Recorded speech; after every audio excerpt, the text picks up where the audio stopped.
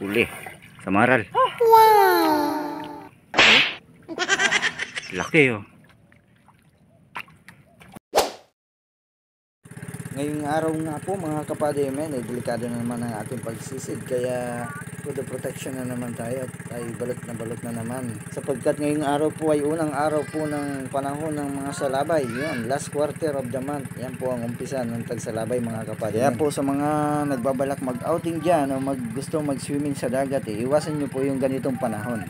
Last quarter po of the month. Yan, umpisa po yan ng salabay. Pero pag kalipas po ng last quarter at nag-new mo na, yan, tapos na po ang tagsalabay yan. Pwede na kayong magligo sa dagat ng safe. Yan, wala nang salabay yan mga kapadimen.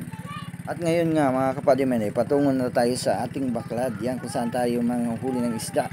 Dahil nga malinaw ang tubig ngayon mga kapadimen, sumisid ka agad si Topak. Sapol? Ha? Sapol?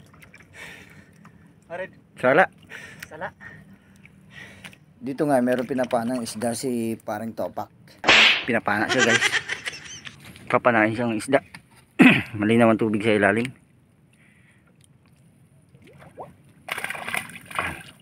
Oh. Uli. Samaral. Tibay. Ay ka.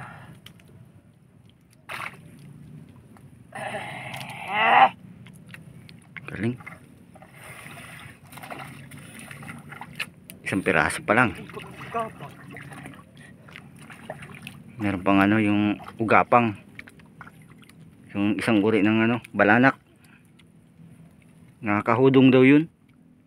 Bang nakakahilo. Kasi sobrang katabaan. Mataba kasing isda yun oh. Ulo. Ulong ulo ni Manoy. Oh. Laki oh. May ilap na isda yan kaya pinapana. Husay. Okay.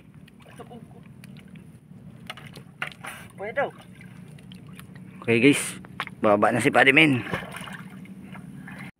Ito na po lahat yung mga nahuli natin mga kapadimen sa ating dalawang baklad. Yan.